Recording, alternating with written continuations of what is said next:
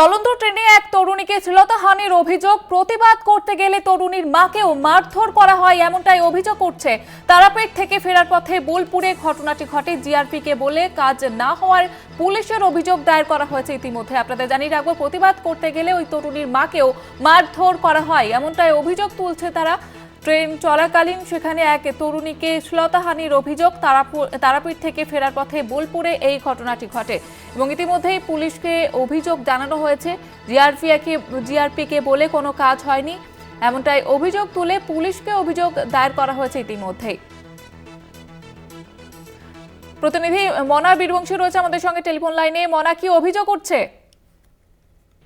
জুহিতা, যে অভিযোগ সামনে আসছে সেটা কার্যত বলা যেতে পারে যে চাঞ্চল্যকর অভিযোগ।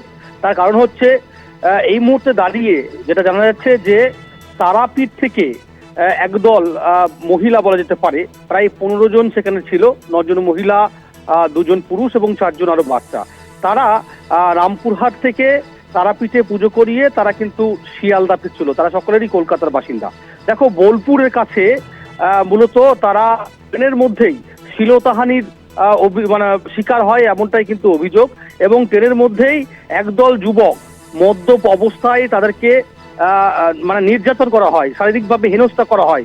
এবং রীতিমতো বলা যেতে পারে যে ওই যারা অভিযোগ করছেন কলকাতার বাসিন্দা, তারা বলছেন যে আরজিকর এ ধরনের হুমকি দেওয়া হয়, করা হয়, এমন চাঞ্চল্যকর অভিযোগ কিন্তু সামনে আসছে। দেখো, সবচেয়ে বড় যেটা প্রশ্ন, যখন ট্রেনে এ ধরনের ঘটনা ঘটছে চলন্ত ট্রেনের মধ্যে, ঠিক সেই সময় যারা অভিযোগ আনছেন তারা বারবার করে রেল কর্তৃপক্ষকে ফোন করেছে, এমার্জেন্সিতে ফোন করেছে, কিন্তু কোনো রকম ভাবেই তারা কোনো রকম কোনো কিছু তারা কিন্তু নিরাপত্তা পাননি। তারপরে সবচেয়ে বড় যেটা বিষয়, বোলপুর থেকে এ ধরনের ঘটনা কিন্তু শুরু হয় এবং বর্ধমান পর্যন্ত চলে। তারপরে নৈহাটিতে, যখন নৈহাটি স্টেশনে যখন সেই অভিযোগ পেয়ে রেল পুলিশ যখন সেখানে যায়, তাদেরকে নামায় এবং এই ঘটনায় যারা মেন অভিযুক্ত, যাদের যে 10 থেকে 12 জন যুবক ছিল, তাদের মধ্যে আরো 2 জন মহিলাও ছিল, সেই যুবকরা কিন্তু পালিয়ে যায়, সম্পদ দেয়। কিন্তু যে 2 জন মহিলাকে সেখানে আটক করা হয়, তাদেরকে আটক করে জিজ্ঞাসাবাদ করা বা তদন্ত প্রক্রিয়া যে বিষয়টা কোনো কিছুই করেনি, সেই মহিলাটাকে ছেড়ে দিয়েছে। অর্থাৎ এত বড় একটা ঘটনা, আরো বড় কিছু হতে পারতো।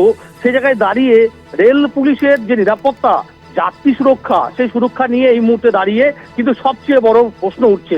ইতিমধ্যেই ওই পরিবারটি, অর্থাৎ নির্যাতিতা যে যাদের অভিযোগ করছে, যাদেরকে শ্লীলতাহানি করা হয়েছে, যাদেরকে মারধর করা হয়েছে, হেনস্থা করা হয়েছে, সেই পুরো পরিবারটা মূলত আতঙ্কিত, ভীত সন্ত্রস্ত।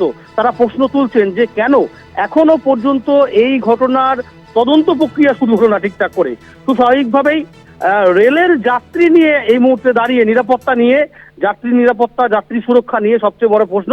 এবং পুরো ঘটনায় রীতিমতো কিন্তু চাঞ্চল্যকর পরিবেশ তৈরি হয়েছে, সেটা কিন্তু বলা যেতে পারে। তবে এই ঘটনায় যারা অভিযুক্ত, তারা কোথায়, তাদের বিরুদ্ধে যে ইনভেস্টিগেশন করার বিষয়টা, সেই বিষয়টা এখনো হয়নি, এমনটাই কিন্তু অভিযোগ করছে। সুহিতা, ধন্যবাদ জানাবো তোমাকে মনা।